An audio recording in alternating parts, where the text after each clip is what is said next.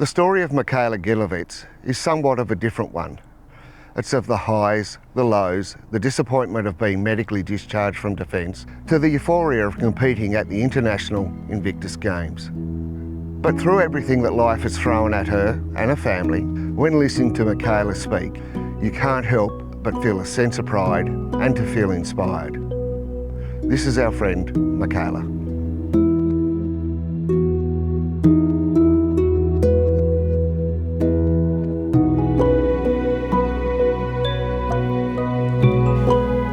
They come around, all the older cadets come around and they try and poach you for their sporting teams.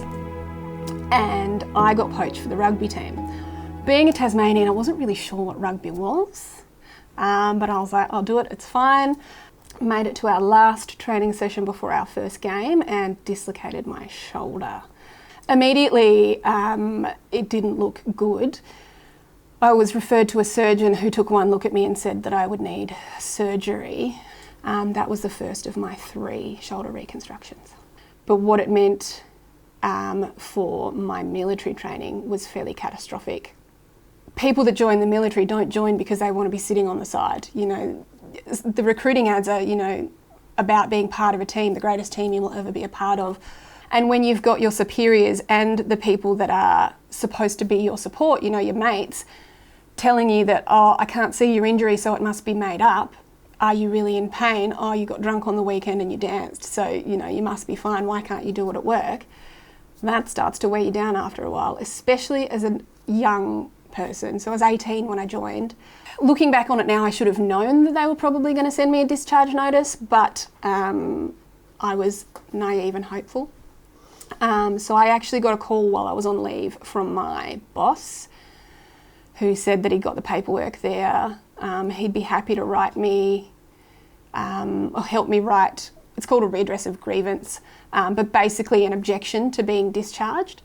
I was standing on the street, I'm just going to take a minute so I don't start crying, standing on the street in far north Queensland, and I just fell to the ground.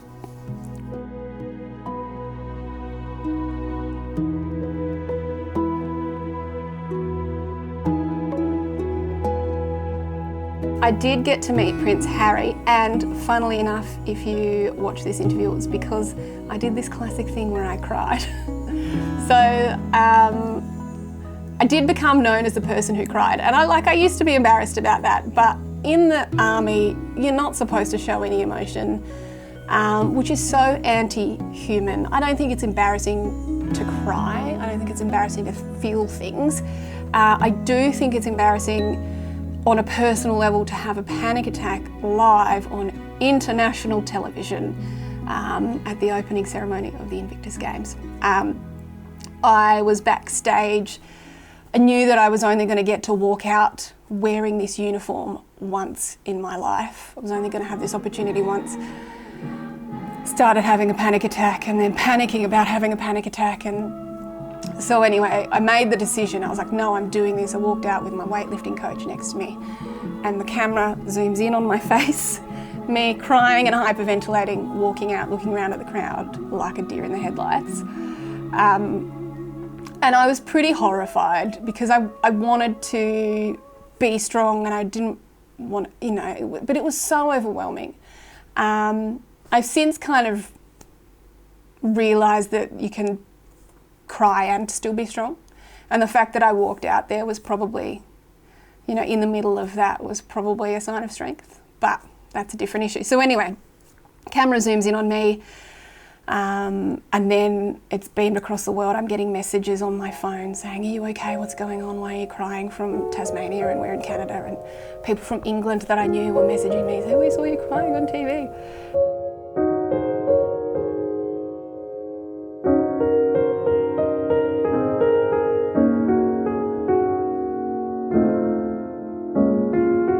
My dad's service in Vietnam was quite traumatic. He was with 7 RAR. He was a forward scout in his section.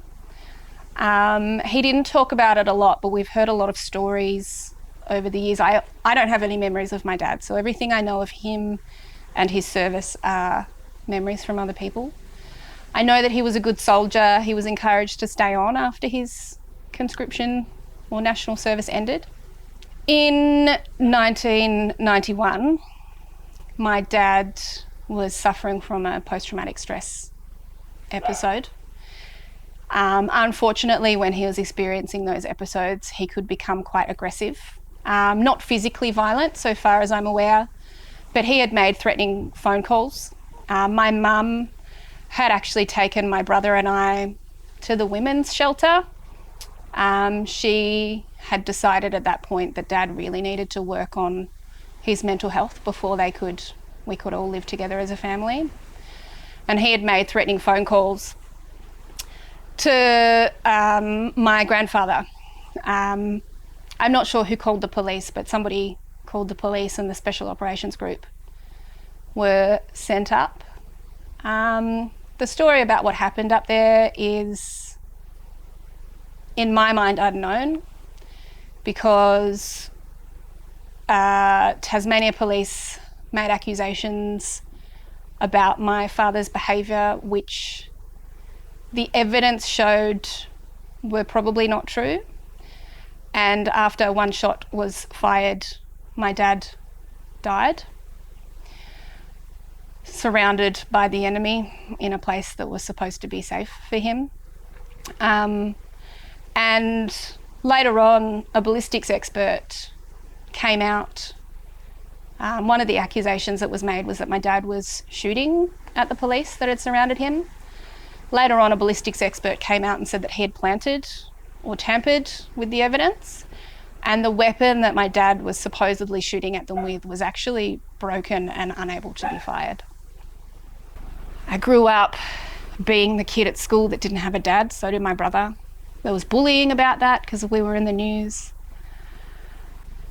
The question of what happened to him is always there. We don't know if he knew he was dying. We don't know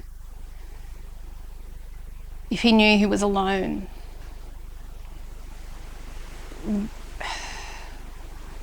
I think if, for example, they went up there and somebody panicked and they shot him because they were scared, and they came out and said, I panicked and I shot him because I was scared, at least then we would know. But we don't know, because there were lies and there were cover-ups, and whether that was just because they were panicking about what happened or because they went up there and did the wrong thing on purpose, we're never going to find that out. And that is, we can't get any closure. So what do you do with that?